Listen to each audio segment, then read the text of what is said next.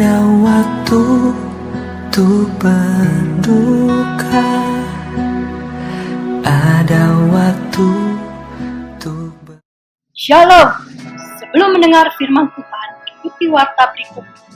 Moto kami, setiap orang yang mau mengikut Yesus, ia harus menyangkal dirinya, memikul salibnya, dan mengikut Yesus.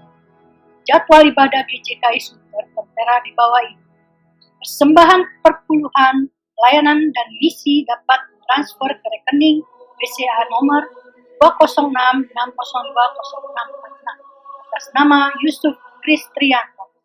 Pelayanan kami meliputi sekolah minggu, remaja, pemuda, kaum pria dan wanita, persekutuan doa, dan lain-lain. Berbagai kegiatan pelayanan kami. Inilah pemimpin-pemimpin GCKI Sunter. Terima kasih, Tuhan memberkati.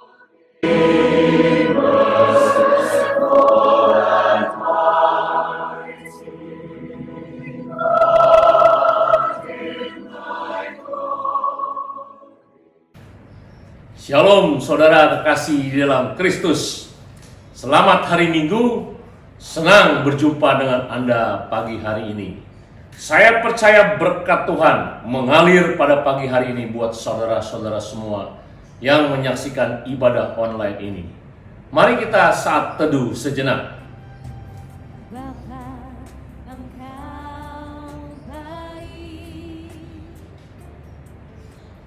Pertolongan kami datang daripada Tuhan, Allah pencipta langit dan bumi, yang memelihara segala isi ciptaannya, dari dahulu sekarang sampai selama-lamanya.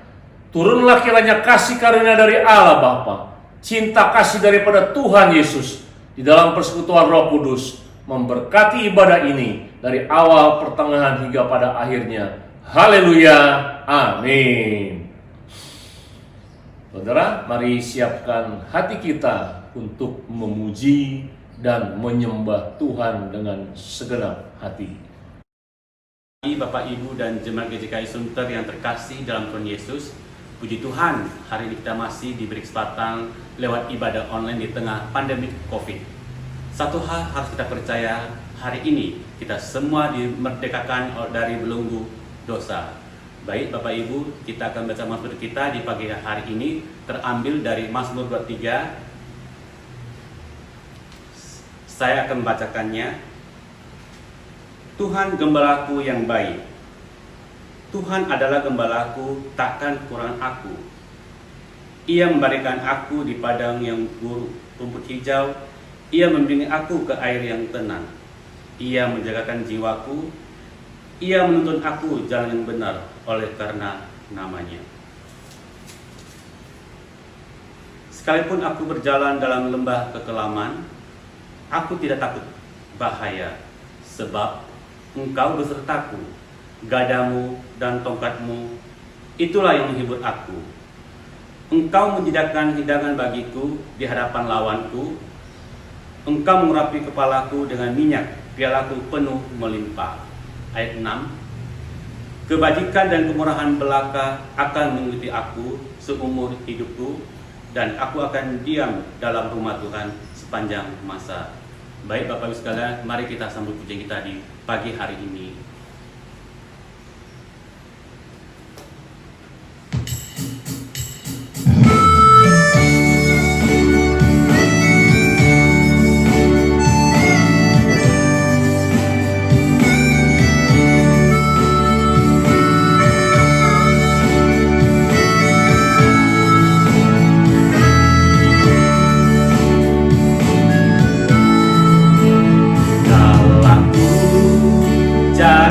Damai hanya ku dapat dalam Yesus. Dalam ku cari ketenangan hanya ku temui di dalam Yesus. Tak satu pun dapat menghiburku, tak seorang pun dapat menolongku. Hanya Yesus jawaban hidupku.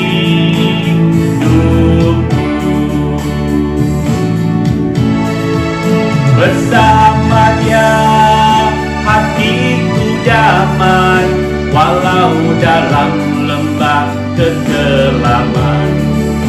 Bersama Dia hatiku tenang, walau hidup penuh tantangan, tak satu pun dapat menghiburku, tak seorang pun dapat menolongku.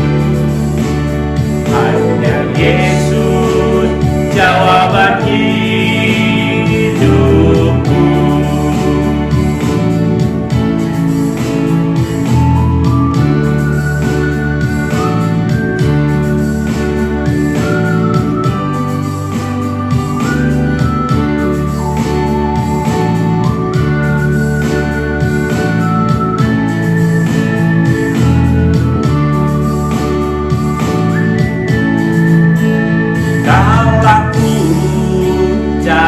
Damai hanya ku dapat dalam Yesus.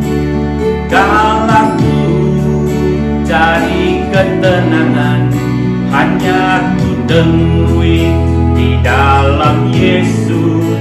Tak satu pun dapat menghiburku, tak seorang pun dapat menolongku. Hanya Yesus jawaban hidupku. Bersama Dia hatiku damai, walau dalam lembah kegelapan. Bersama Dia hatiku tenang, walau hidup penuh tantangan, tak satu pun dapat menghiburku, tak seorang pun dapat menolongku. Hanya Yesus jawaban hidupku.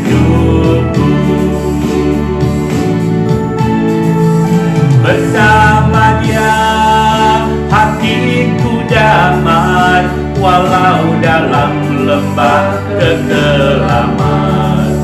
Bersama Dia hatiku tenang, walau hidup penuh tantangan, tak satu pun dapat menghiburku, tak seorang pun dapat menolongku. Hanya Yesus jawaban hidupku.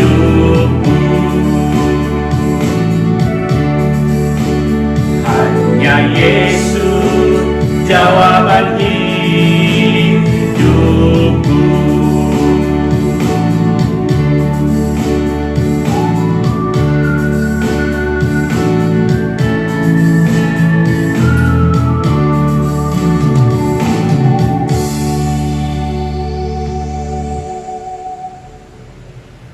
Baik, Bapak Ibu sekalian terkasih, 1 minggu lalu kita merayakan Hari Kemerdekaan Republik Indonesia yang ke-75. Di tengah pandemi, kita diberkati oleh kesehatan dan kekuatan. Baik, saya dan kita bersama-sama PDD, kita memuji Tuhan di pagi hari ini. Katakan, Yesus kekasih jiwaku. Boleh gerakkan kaki tangannya, kita mau memuji Tuhan di pagi hari ini dengan penuh sukacita. Amin.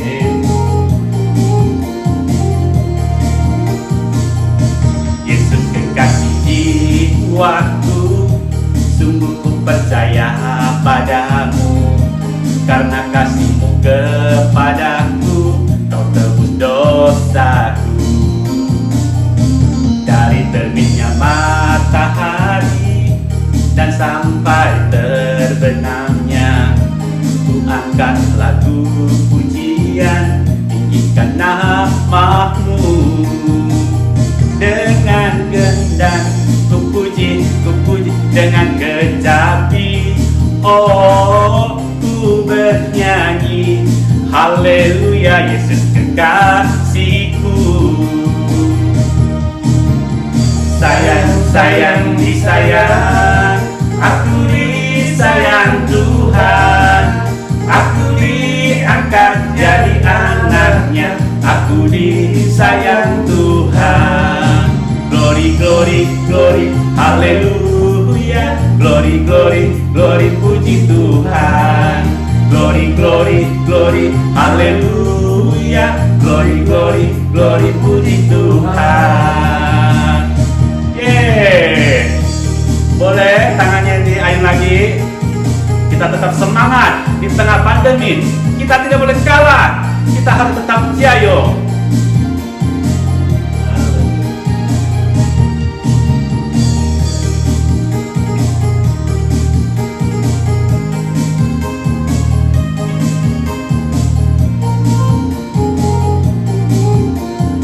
Katakan sekali lagi, Yesus kekasih jiwaku, Yesus kekasih jiwaku, sungguh ku percaya padamu, karena kasihmu kepadaku, kau tebus dosaku. Dari terbitnya matahari dan sampai terbenamnya, ku angkat lagu pujian, tinggikan namamu. Katakan yang gendang, dengan gendang ku puji dengan kecapi. Oh, ku bernyanyi, haleluya, Yesus kekasihku. Sayang, sayang, disayang, aku disayang Tuhan. Aku diangkat jadi anaknya, aku disayang Tuhan. Glory, glory, glory, haleluya. Glory, glory, glory, puji Tuhan. Glory, glory, glory, haleluya. Glory, glory, glory, puji Tuhan. Dengan gendang ku puji dengan kecapi. Oh, ku bernyanyi, haleluya, Yesus kekasihku. Saudara, mari kita berdoa untuk firman Tuhan. Terima kasih Tuhan Yesus, hari ini kami mau mendengarkan firman-Mu. Jamah hamba-Mu, penginjil Vincent Juang, yang bersaksi dan membawakan firman-Mu dalam kehidupannya, di mana Tuhan bekerja luar biasa. Bukalah hati dan pikiran kami, supaya kami mengerti dan kami bisa menerapkan nilai-nilai yang terdapat di dalam kesaksian dan firman Tuhan pada pagi hari ini. Dalam nama Tuhan Yesus kami berdoa dan mengucap syukur. Haleluya. Amin. Saudara, hari ini kita akan dilayani oleh Evangelis Vincent Juang. Beliau sekarang tinggal di Melbourne, Australia, dan banyak dipakai Tuhan dalam penginjilan pribadi. Beliau sudah memenangkan jiwa ribuan orang melalui penginjilan pribadi. Pagi ini beliau akan menceritakan kehidupan beliau dari menjadi preman sampai menjadi penginjil. Selamat menikmati. Pagi, saya bangga sekali ada di tempat ini. Dan saya terima kasih buat Tuhan Yesus. Saya bisa menyaksikan kebaikan Tuhan dalam hidup saya, dan saya bangga karena saudara adalah saudara saya. Amin. Sebagai anak-anak Tuhan. Amin. Amin. Jadi sebelum Tuhan Yesus naik ke surga, waktu dia bangkit dari mati, itu dia bertemu murid-muridnya. Dia sampaikan bahwa kepadaku telah diberikan segala kuasa di surga dan di bumi.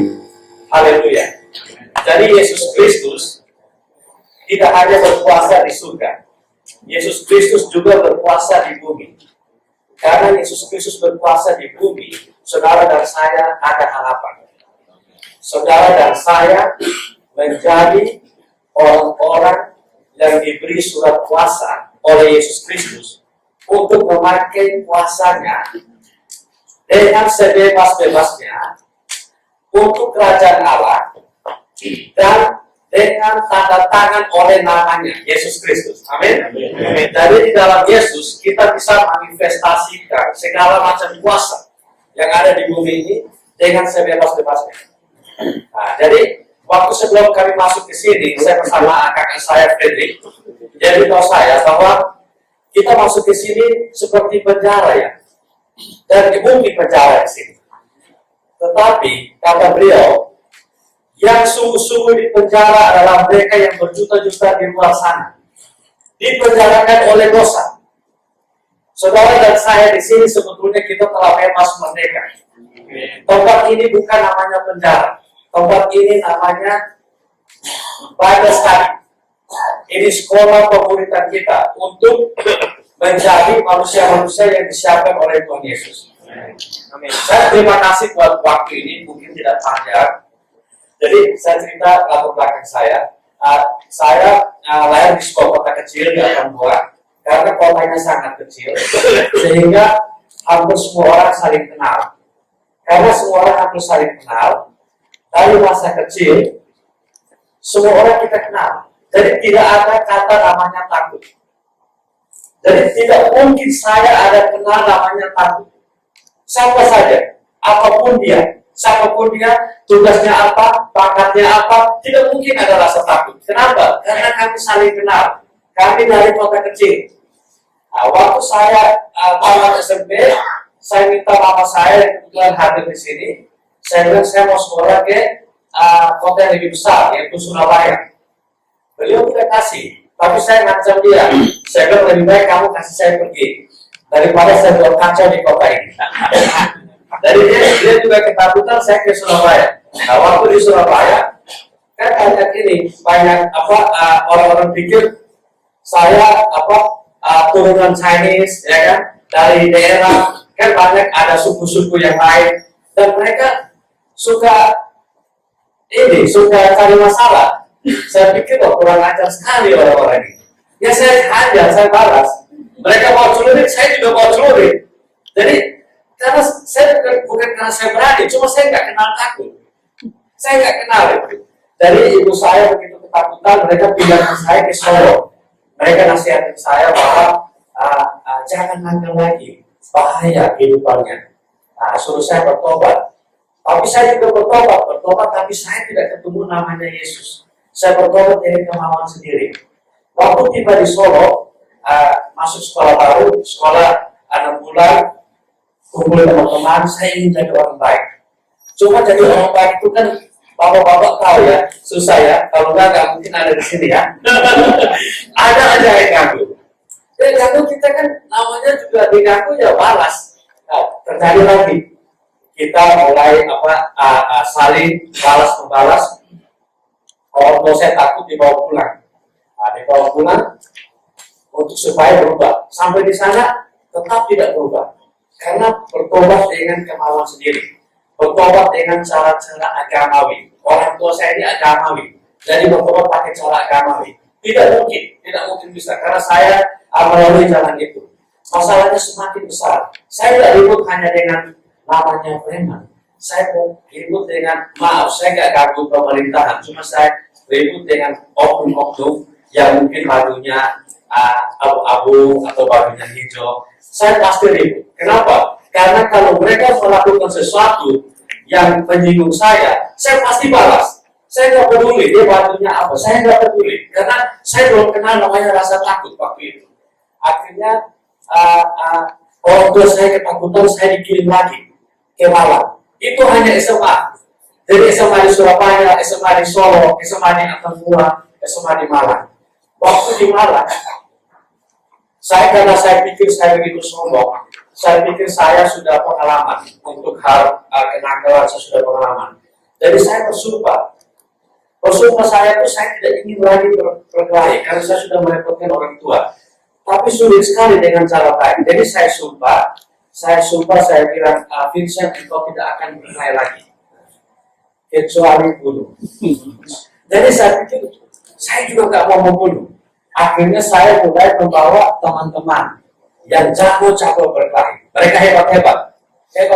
Karena saya bisa katakan hebat karena mereka sudah pengalaman berkelahi di lawan security-nya nightclub, berapapun ditumbalin. Itu saya akui. Ya. Saya sendiri mengatakan hal itu. Suatu ketika di Kota Malang, waktu itu saya juga akhirnya sudah kuliah, ada seorang pengusaha di kota itu, salah satu pengusaha terkaya, datang ke tempat kos-kosan saya. Dia minta kenal dengan saya. Waktu itu saya buka pintu kosnya. Dia mau cari Vincent. Saya bilang saya sendiri, Pak. dia ajak saya keluar pergi makan, bawa ke vilanya. Dia cerita Yesus pada saya. Saya kaget. Ini pengusaha banyak uang ngapain Yesus? Tapi dia kok ke Yesus. Jadi saya juga kaget. Saya bilang, kita kebanyakan, maaf ya, saya yakin banyak yang nakal-nakal ini kan karena ingin uang, ingin kaya, tapi caranya salah. Ini orang yang sudah punya uang, larinya ke Yesus. Jadi saya juga tersentuh. Saya tersentuh, tapi saya pikir saya juga tahu Yesus. Karena di kota saya itu banyak orang beragama yang ngomongnya Yesus aja, Yesus aja, Yesus aja. Tapi saya tidak lihat perbuatannya. Jadi saya juga tidak yakin apakah Yesus itu benar atau tidak. Nah, karena dia waktu itu kita Yesus orang ini juga spesial. Saya juga balik besoknya karena kami stay di vilanya hari Minggu. Waktu itu saya ingat sekali karena itu hidup saya berubah. Dia bawa saya ke sana tanggal 10, tanggal 11 saya balik. Tanggal 12 saya keluar sama ada saudara juga. Terus kami minum mabuk. Nah, minum mabuk, namanya mabuk kan tidak terkontrol. Ada satu grup orang yang bermasalah karena saya sudah mabuk. Saya harusnya bisa kontrol, harusnya bukan urusan saya. Kalau untuk urusan perkara ini sudah bukan urusan saya zaman itu, karena saya rasa sudah sangat sombong waktu itu. Tapi orang-orangnya tidak ada. Saya posisi mabuk, saya akhirnya turun sendiri. Waktu saya turun, saya kaget. Saya kan bersumpah tidak boleh berkelahi kecuali membunuh. Saya ingat, saya ambil pisau semua dan saya bersyukur Tuhan masih lindungi saya karena orang-orang saya kejar saya dalam posisi malu. Saya kalah cepat larinya. Jadi saya pulang waktu itu tanggal 12 hari Senin 12. Saya tidur bangun kesiangan, saya bangun pagi, saya minum lagi. Saya minum, ada alkohol, saya minum. Terus saya tiba-tiba rasa menyesal. Saya belum pernah rasa menyesal. Waktu melakukan kejahatan tidak ada penyesalan. Kali itu saya menyesal. Waktu saya menyesal, saya pikir jangan sampai saya ini gila. Karena saya belum pernah menyesal. Karena saya nakal, saya punya cita-cita. Saya ingin jadi penjahat. Cita-cita saya. Karena saya pikir saya pernah lama. Saya dari kecil. Kejahatan dari kecil. Tapi saya belum mencapai cita-cita, kok saya menyesal. Saya pikir ada apa ini? Sampai sore, sampai malam ada adik saya. Cerita dia punya pengalaman, hampir mati yang hidup lagi. Dia punya pengalaman, dia cerita tentang neraka, dia cerita tentang surga, dia sudah lihat, dia cerita surga itu bagus sekali. Karena kalau surga bagus, saya juga mau lihat. Nah, jadi saya ayo aja, benar kalau Yesus itu benar apa bohong. Jadi kami ke belakang kos-kosan di belakang, saya doanya begini. Waktu itu saya tidak belum kenal seperti hari ini. Kalau seperti hari ini saya tidak berani. Dulu saya tidak tahu apa-apa. Jadi saya doanya di belakang rumah, saya cuma begini, Yesus, engkau benar-benar Allah atau engkau bohong? Kalau engkau Allah, saya ingin lihat engkau hari ini juga muka dengan muka. Karena saya lihat banyak orang yang katanya berbeda, mereka hidupnya tidak menunjukkan Yesus. Saya ragu-ragu apakah benar Yesus itu. Dan saya bilang gini, Yesus, engkau tahu saya tidak takut manusia. Kau juga saya tidak takut. Kalau engkau benar Allah, saya mau bertemu. Waktu saya doa, tapi dia sungguh-sungguh dengan hati yang sangat busuk menurut saya. Ya kan? Tiba-tiba ada suara bicara kepada saya. Sangat jelas, tapi tegas. Katanya begini, diberkatilah mereka yang percaya walaupun tidak melihat. Saya dengar itu. Dan saya ingat, ini kata-kata seperti kata-kata di gereja, ya kan? Saya tenang aja. Terus kedua, dia bilang begini, saya bisa ambil hidup kamu detik ini juga. Saya juga tenang aja, karena saya siap mati setiap detik waktu itu. Saya juga nggak begitu pengaruh. Yang ketiga, dia bilang begini, dia bilang apa? Neraka itu selama-lamanya. Surga itu selama-lamanya. Saya kaget. Saya ketakutan sangat amat dalam karena saya berani, tapi suruh neraka saya takut. Percaya oke, mungkin berapa tahun, tapi neraka ini selama-lamanya. Saya ketakutan, mungkin muka saya pucat waktu itu. Saya sangat takut, saya rasa seperti kok sial sekali. Hidup sudah susah, mati neraka. Untuk apa ini hidup? Saya sampai ingin mengutuki ibu saya bilang, kenapa saya harus dilahirkan? Hidup sudah susah, mati neraka. Jadi saya dalam keadaan yang begitu ketakutan karena saya sudah menantang dia dan suaranya begitu jelas. Tiba-tiba ada suaranya cuma sederhana. Dia bilang begini, aku mengasihimu. Saya kaget. Saya pikir saya ini kan tidak berguna. Saya sampah, saya mengacau. Kok Allah itu mengasihi saya? Saya kaget, saya nggak sadar. Saya kaget. Terus ada suaranya bilang begini, karena aku mengasihimu, sehingga aku datang ke dunia mati untuk dosa-dosamu. Saya langsung datang. Saya langsung nangis. Saya bilang, ampun Tuhan Yesus. Ampun Tuhan Yesus. Saya mau melayani Engkau. Saya mau berikan hidup saya buat Engkau sekarang juga. Karena saya kaget. Saya pikir saya tidak berguna. Saya tertolak. Saya sampah. Tapi Yesus sayang saya. Saya mati buat dosamu. Saat itu, saya ingat sekali waktunya. Saat itu hari Selasa, 13 Juli tahun 1993, jam 11.30. Karena saya ingat, karena saya baru pernah merasa damai dari saya kecil sampai saat itu, detik itu. Damainya luar biasa. Hidup saya berubah. Saya berubah waktu itu. Saya rasa satu damai yang saya tidak pernah bisa dapatkan. Saya cerita hari ini, saya masih merasakan damai itu. Damai itu ada di hati saya. Dan saya mau berubah. Sampai besoknya, 2 minggu pertama memang sulit. Karena teman-teman saya kaget. Teman-teman saya kaget waktu itu. Mereka lihat kok hidup saya berubah. Nah, dan semua orang katakan saya aneh. Dalam 2 minggu pertama, lama-lama saya pikir saya aneh. Karena si A, si B, si C bilang saya aneh.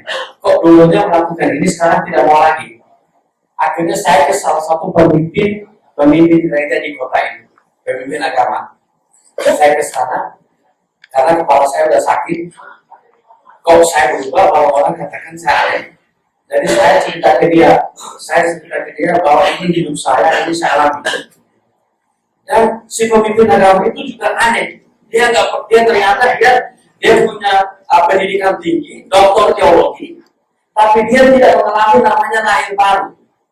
Namanya siapa yang berada di dalam Yesus Kristus, dia adalah ciptaan yang baru. Yang lama telah berlalu, yang baru telah datang. Dia tidak mengalami itu.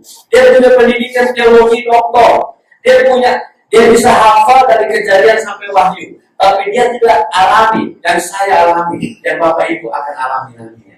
Itu dia tidak alami, dia tidak tahu. Karena saya dalam keadaan putus asa. Untuk saya waktu itu ada kakak saya dengan dia sudah jadi hamba Tuhan di Jakarta.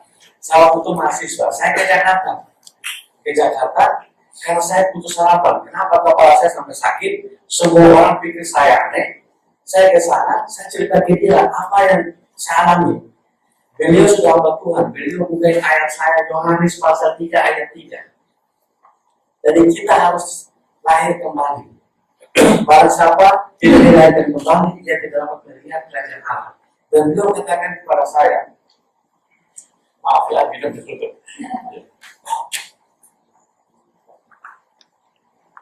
Beliau katakan kepada saya, roh kamu telah diperbarui, roh kamu adalah roh yang baru. Saya tegar. Saya tahu itu adalah sebuah kebenaran. Terus besoknya dia bawa saya ke gerejanya. Waktu itu ada 2 pagi. Di situ banyak sekali orang-orang yang lebih jahat dari saya yang sudah tobat. Dan mereka doanya begini.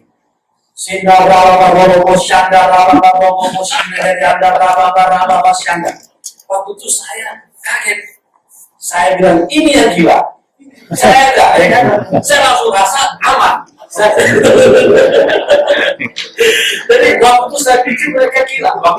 Dan kita tahu itu saat kita menerima baptis Roh Kudus. Tanda-tandanya itu kita punya kemampuan dapat berbahasa roh, ya kan? Boleh ada hamba Tuhan lain dengan nama apa terserah. Itu bukan urusan kita dengan Allah kita. Kita akan berdoa terus kalau berbahasa roh. Amin. Jadi waktu itu saya ada pastoral dan saya juga menginjil seperti Pak Saifuddin. Saya menginjil di mana-mana di kampus saya. Kampus saya kalau dosen selesai ngajar, saya harap seluruh mahasiswa harus stay di kampus. Saya khotbah.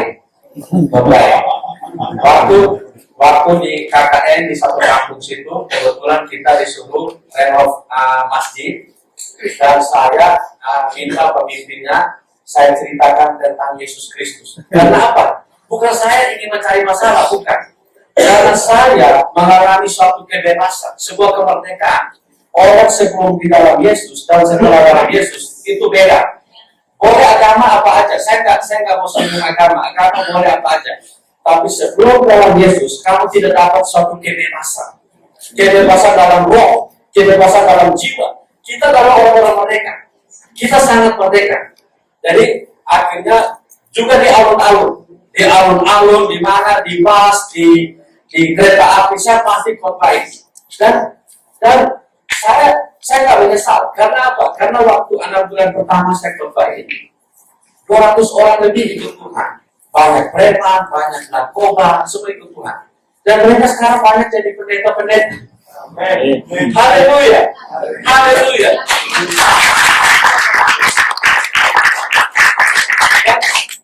Bukan hanya di Jawa, ada yang di Sulawesi, di mana dulu. Jadi luar biasa kalau kita mau bersaksi beritakan firman Tuhan. Ada hasilnya. Jadi setelah itu saya mulai berkembang, dan akhirnya tahun 98 saya memutuskan ke Australia. Jadi saya harus cerita bahwa di dalam Yesus Kristus itu kita benar-benar merdeka, dan secara keuangan kita pasti diberkati. Amin. Kita diberkati, ya, diberkati, sangat amat diberkati. Kenapa? Karena sebelum saya cerita ke sana, saya cerita terakhir, saya belum lama ini, kebetulan pekerjaan saya ketemu orang-orang yang sangat amat kaya. Jadi kalau di Indonesia tuh mereka tuh memiliki dana triliun, kalau di sana tuh namanya bilioner, bukan bilioner. Jadi saya bicara kepada mereka, saya bilang begini, saya sekarang ini, saya belum pernah melihat orang lebih kaya dari saya. Kelihatannya sombong ya, tapi saya ngomongnya kepada mereka, saya nggak ngomong buat sekarang, ya kan, sombong dengan mereka. Dan saya bilang kenapa? Karena waktu saya lihat orang yang katanya kaya, dan saya lihat bapak saya, ternyata Anda miskin. Haleluya. Jadi saya bilang, supaya para anak-anak Tuhan, kamu harus mengenal siapa diri kamu. Jadi pengenalan akan diri sangat penting, bahwa kita adalah anak. Saya hari ini, saya melayani, saya tidak seperti agama. Agama adalah pengikut saja, agama adalah hamba saja. Tapi saya di sini, saya bicara sebagai anak. Saya merepresentasikan bapak saya. Jadi saya pasti beda. Saya pasti beda. Karena saya bukan hanya pelayan, bukan hamba, bukan hanya pengikut, tapi saya adalah anaknya Allah. Amin. Saudara tahu, saudara diberi pasal untuk menjadi anak-anak Allah. Nah, sehingga saya cerita lagi, saya kenal baik karena waktu itu kita kan bekas dari anak yang agak sedikit ini in order lah, ya kan? Jadi kan tidak ada rasa takut. Saya lihat Indonesia waktu itu, maaf sekali, saya waktu itu masih sombong sekali. Saya lihat Indonesia sepertinya tidak ada tantangan buat saya. Saya mau ke luar negeri, saya coba ke luar negeri. Ingin cari tantangan yang lebih besar.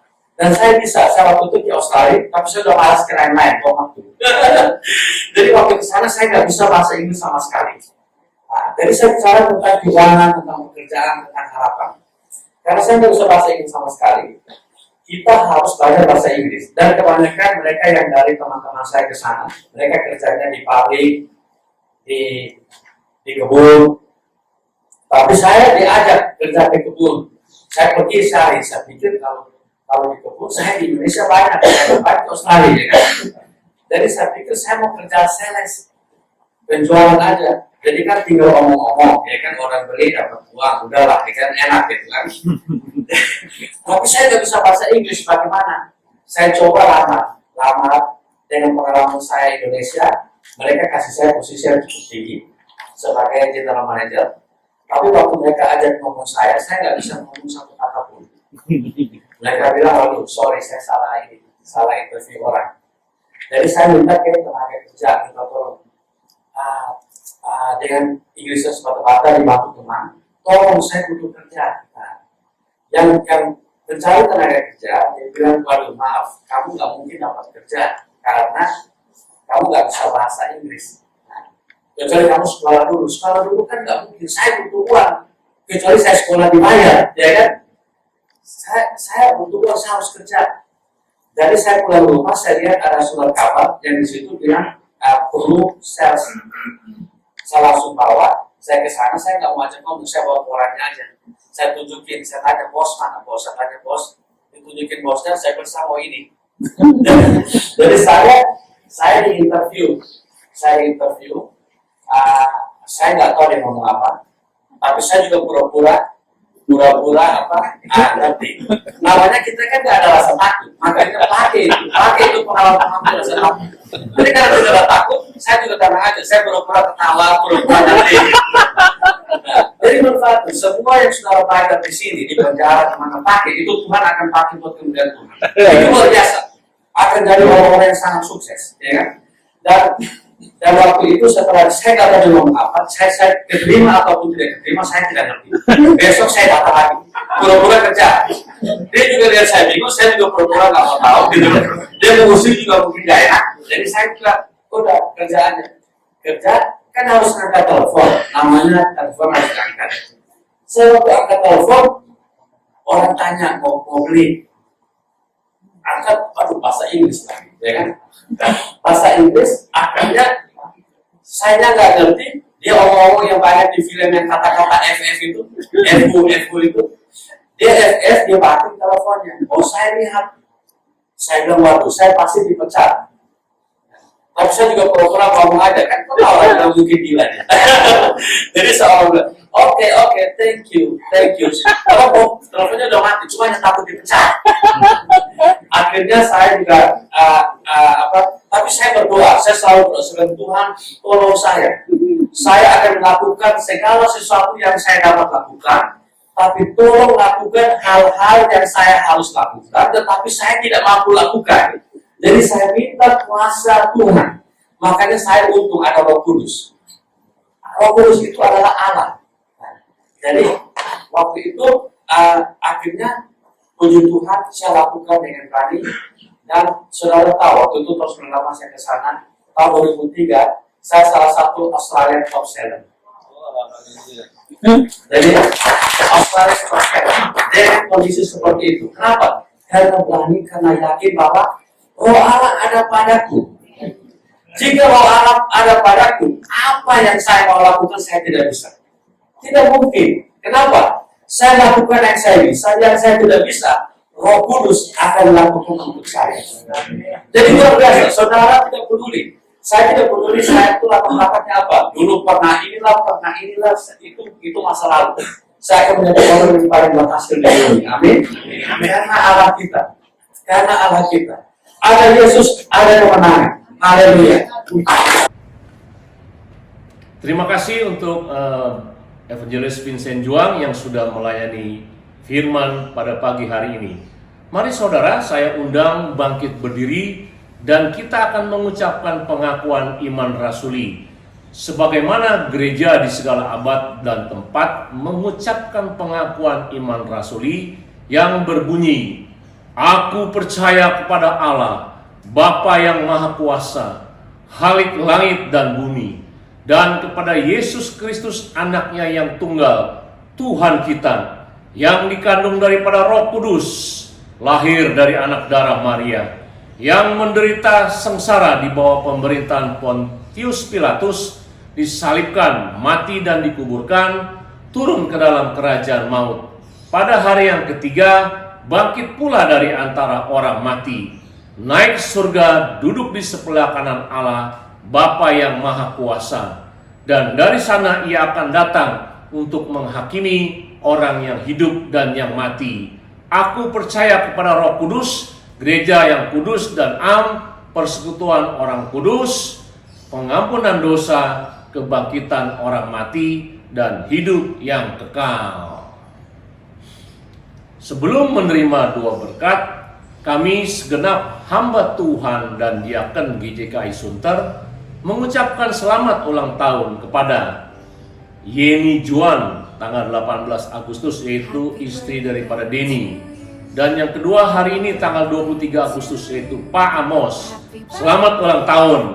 Mari kita doakan mereka yang berulang tahun di minggu kemarin hingga pada hari ini. Mari kita berdoa. Terima kasih Tuhan, hari ini Kau memberkati Yeni, istri daripada Denny, yang berulang tahun tanggal 18 Agustus. Kami berdoa khususnya untuk kandungannya. Biar Tuhan memulihkan, menyempurnakan kandungan di dalam rahimnya ini. Berkati kesehatannya, berkati dia menjadi istri yang bijak, penolong buat Denny, bahkan ibu buat anak-anaknya. Tuhan memberi kesehatan, khususnya juga memberkati usaha Denny dan Yeni dan juga pelayanan mereka ke depan. Kami berdoa untuk anakmu Pak Amos yang hari ini berulang tahun, tanggal 23 Agustus. Berkatilah Tuhan Pak Amos, kesehatannya, Tuhan usahanya, pelayanannya, biar hatinya sungguh-sungguh boleh takut akan Tuhan dan haus lapar akan kebenaran firman-Mu. Jadikan dia saksi yang benar di tengah-tengah sahabat-sahabatnya dan di tengah-tengah keluarganya, menjadi saksi Kristus yang boleh menampilkan Kristus di dalam kehidupannya. Berkati Pak Amos sebagai keluarga, berkati Cinini sebagai istri dan juga anak-anaknya, baik dari Cindy, baik dari Mona dan juga untuk Cindy Amos yang di Aussie. Berkati mereka satu persatu. Di dalam nama Tuhan Yesus kami berdoa dan mengucap syukur. Haleluya. Amin. Mari saudara, saya undang bangkit berdiri. Kita akan menerima doa berkat. Arahkanlah hatimu kepada Tuhan dan terimalah doa berkat. Kiranya damai sejahtera dari Allah Bapa, cinta kasih daripada Tuhan Yesus, di dalam persekutuan Roh Kudus memberkati saudara-saudara sekalian dengan kesehatan, dengan rezeki sandang pangan. Tuhan membukakan jalan buat kehidupan para jemaat-jemaat-Mu yang menonton khotbah online ini. Dari sekarang sampai Maranatha, Tuhan Yesus datang kedua kali menjemput kita, bahkan sampai selama-lamanya.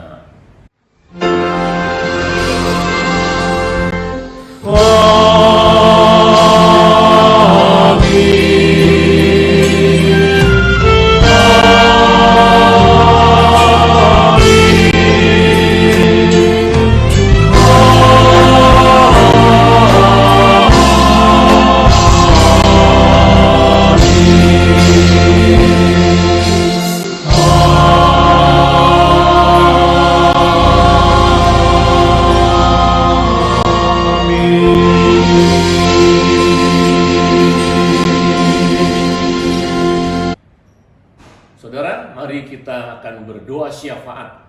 Doa syafaat dilakukan di rumah Anda masing-masing dalam kelompok. Pokok doanya tetap kita berdoa untuk bangsa dan negara, juga untuk Presiden Jokowi dan menteri-menterinya dalam memimpin dan menangani krisis COVID-19 dan krisis ekonomi. Kita juga berdoa untuk dokter-dokter, perawat-perawat, juga pasien COVID. Biar Tuhan jamah mereka sehingga mereka disembuhkan dan tidak terjadi penularan kembali. Kita berucap syukur GJKI Nasional sudah melaksanakan Sumurship kemarin hari Rabu tanggal 19 Agustus dengan baik dan diikuti oleh 27 responden. Kiranya GJKI Nasional kita doakan supaya diberi kesatuan.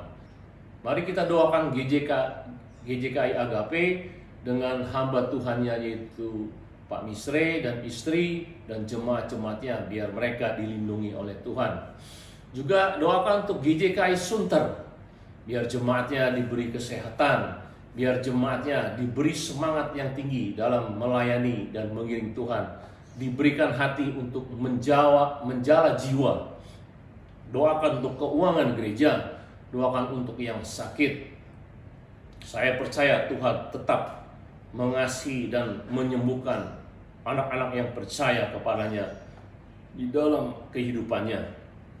Setelah itu kita akan sharing kelompok dengan menjawab pertanyaan di bawah ini. Yang pertama, bagaimana kunci keberhasilan penginjil Vincent Juang?